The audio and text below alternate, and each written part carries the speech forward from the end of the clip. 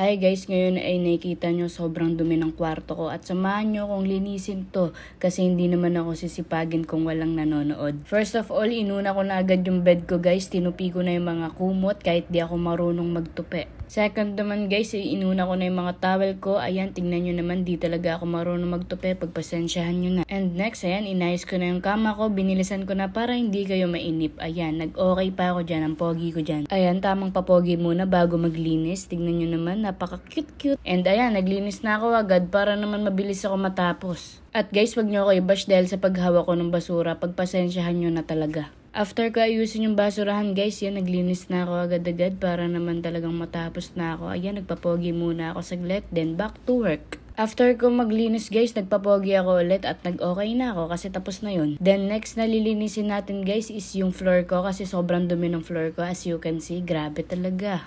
And may mga laundry pa ako dyan sa lapag kasi hindi ko nalagay sa laundry. At ayan, naglinis na ako ulit ng floor. Nagwalis-walis ako guys. At ayan, tingnan nyo naman katangahan kong nagawa guys. Tingnan nyo, hindi ko na lang inalis yung takip. Talagang pinipilit ko talagang ipasok yung mga dumi talaga naman. Nilagay ko muna yung dumi sa basurahan bago ko naisipang tanggalin. Tingnan nyo, napakagaling talaga ng utak ko this time. Wala kasi akong tulog na yan to 2 hours lang. Ayan, tingnan nyo. Tsaka ako tinanggal, diba? Ang galing. Ayan, naglinis ako ng onti dyan at may nakita akong pera guys, grabe, pero nilapag ko lang ulit yun kasi nga iniipon ko yung mga bariya. Ayan, sumasayaw-sayaw ako nyan guys kasi sobrang tinatamad na ako nyan. Ayan, ginawa ko pang gitara yung walis guys kahit di ako marunong mag-gitara. Pasikat lang, papansin lang. Ayun, okay na, napansin na, Teya, napansin na. At ayun, kumanta na rin ako gamit yung walis. Ayun guys, para akong ewan dyan pero grabe, sobrang solid pala kapag mag-isa ka lang tapos, ayun, nagbabanding kayo ng self mo para kang baliw, diba? Self-love and self-care.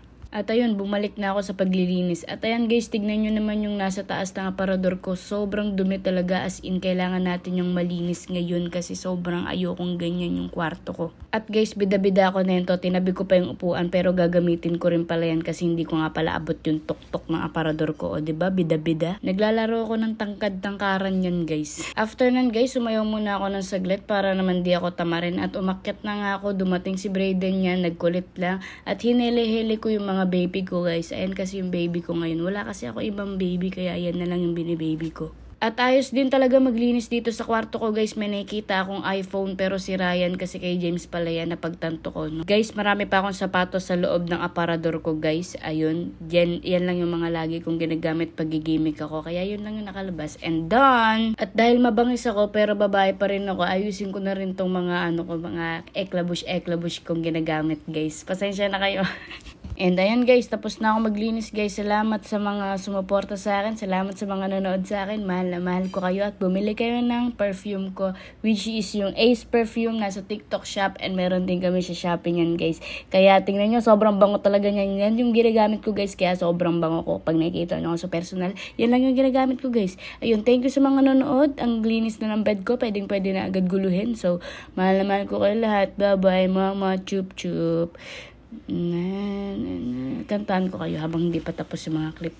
Nanay, tatay, gusto kong tinapay. Ate, kuya, gusto ko kape. Lahat ng gusto ko ay susundin nyo. Ang magkamali ay pipingutin ko ng 1, 2, 1, 2, 3. Bye-bye guys.